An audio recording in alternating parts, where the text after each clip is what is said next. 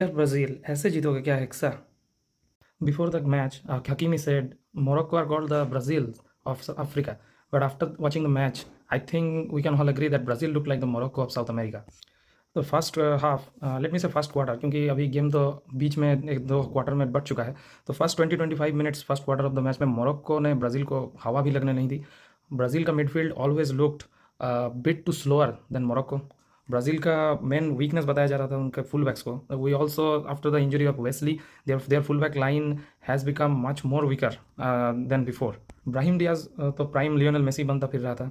Brahim Diaz का एक perfect through ball आता है at that time, and Ismael Saibari who is linked with Bayern Munich really chipped well over the head of Alisson, and now we can all see that why Bayern Munich want this player. Brazil चारों तरफ से पूरा दबी हुई थी, लेकिन at that time they say the quality of an individual player bails the best teams out, and Vinicius Junior was that player. 32 minutes में उसका जो फिनिश आता है, that shows that maybe just maybe Vinicius have arrived for Brazil in this big tournament. After the 32 minutes, 90 minutes तक ये एक पूरा 50-50 game था थैंक्स टू विनीशियस। रफीनिया का गेम उतना अच्छा नहीं था, वो उसने वर्क रेट बहुत प्रोवाइड किया।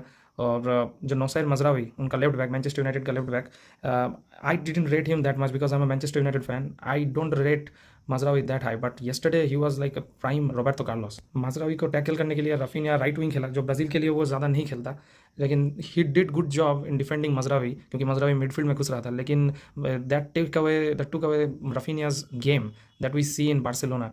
सो और देखा जाए तो Casemiro was really out of it, उसको सब्सटीट्यूट करना पड़ा 45 मिनट्स में। और उसके बाद मैथियास कुन्हा का इंट्रोडक्शन बहुत लेट में हुआ। ये क्वेश्चन एंचेलोती को करना पड़ेगा कि Lucas Paqueta what does he provide better than Matheus Cunha, क्यों कुन्हा को इतना लेट लाया गया, एंड्रिक को क्यों नहीं मौका मिला। वेस्ली के इंजर्ड होने के बाद जो एडरसन एक सॉलिड मिडफील्डर है, जो अगेन मैनचेस्टर यूनाइटेड जाने वाला है, उसको क्या हम लोग देखेंगे इसके आगे? बिकॉज ब्राज़ील का मिडफील्ड कैसेमिरो के बाद फबीनियो आ रहा है, and in big 2026 I don't think any Brazil fan would want to see that happening. Morocco के लिए भाई, मोरक्को ने जैसे लास्ट 4 ईयर में प्रोग्रेस किया है, वो लोग अंडर 20 वर्ल्ड कप चैंपियन है और ये दिख रहा है।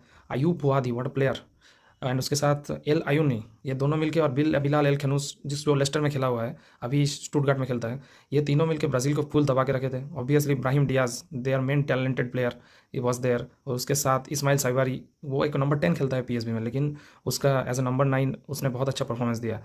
और उसके इसके अलावा देखा जाए तो उसके डिफेंस, उनका मेन डिफेंडर नाइफ एगवार्ड इंजर्ड हो गया, लेकिन फिर भी शादी रियाद और ईसा डियोप दोनों बहुत बेटर लगे। जैसे लगा ही नहीं कि ये दोनों उनके मेन स्टार्टिंग डिफेंडर्स नहीं है। हकीमी के बारे में कुछ एक्स्ट्रा बोलना नहीं है, he is the best right back in the world. Same goes for Mazraoui, he was playing like a best left back in the world last night.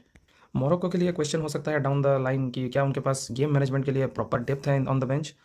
और ब्राज़ील के लिए देखा जाए तो नेक्स्ट दोनों गेम्स हाइती के लिए है, हाइती के अगेंस्ट और स्कॉटलैंड के अगेंस्ट। मे बी वो दोनों की वो गेम देखने के बाद लग रहा है कि Brazil would be able to beat them, may be they will put on a show, score some goals.